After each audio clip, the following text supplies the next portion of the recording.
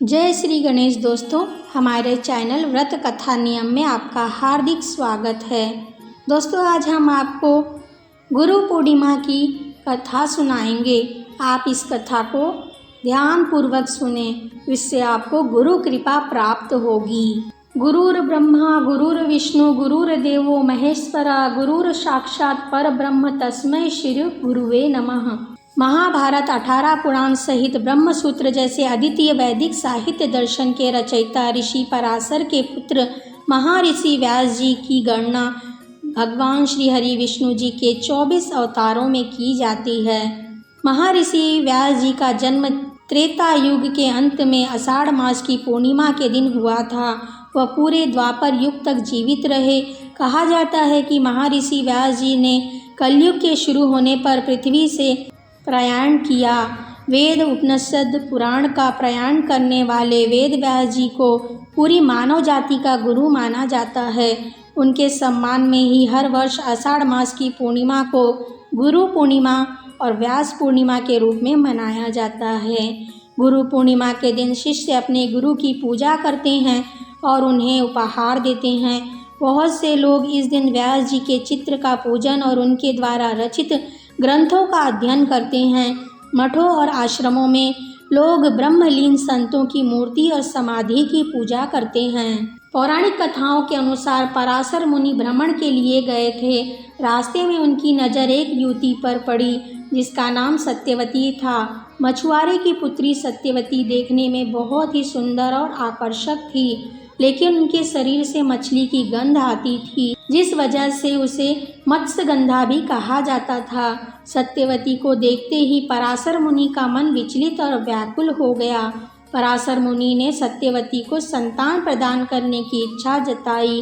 तब सत्यवती ने कहा, यह अनैतिक है, लेकिन पराशर मुनि ने कहा, जन कल्याण के लिए यह अनिवार्य है। यह संतान दिव्य होगी और सृष्टि में यह महान कार्य करेगी। ऐसे में सत्यवती ने महर्षि पराशर के सामने शर्त रखी कि बच्चा के जन्म के बाद वह कुमारी ही रहे तथा उसके शरीर से आने वाली मछली की गंध फूलों की सुगंध में परिवर्तित हो जाए।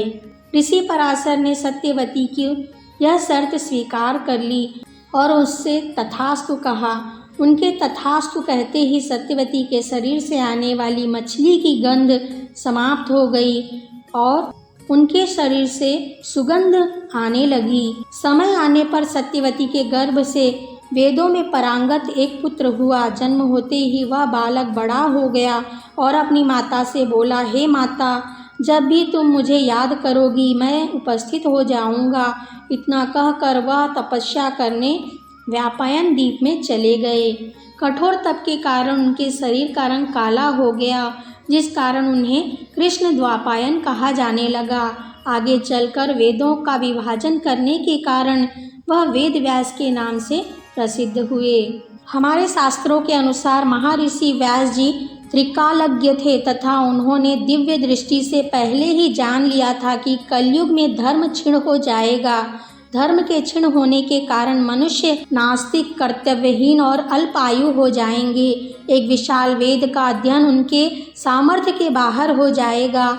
इसलिए महर्षि वेद व्यास जी ने वेदों का 4 भागों में विभाजन कर दिया, जिससे कि कम बुद्धि, कम स्मरण शक्ति वाले लोग सभी लोग वेदों का अध्ययन कर सकें। व्यास जी ने उन 4 भागों का नाम रखा ऋग्वेद, यजुर्वेद, सामवेद और अर्थवेद। उन्होंने इन 4 वेदों को अपने प्रिय शिष्यों वैशंपायन, सुमंतु मुनि, पैल्य और जैमिन को पढ़ाया। इसके बाद व्यास मुनि ने 5वें वेद के रूप में 18 पुराणों की रचना की, जिनमें सभी वेदों के ज्ञान को रोचक कथाओं के रूप में बताया। पुराणों तथा महाभारत के रचयिता वेद व्यास जी का मंदिर काशी से 5 मील की दूरी पर व्यासपुरी में स्थित है। ऐसी मान्यता है कि बिना व्यास जी के दर्शन के काशी का पुण्य नहीं मिल पाता। बोलिए भगवान महर्षि वेद व्यास जी की जय। दोस्तों, आप सभी को गुरु पूर्णिमा की हार्दिक शुभकामनाएं। वीडियो देखने के लिए आप सभी का धन्यवाद।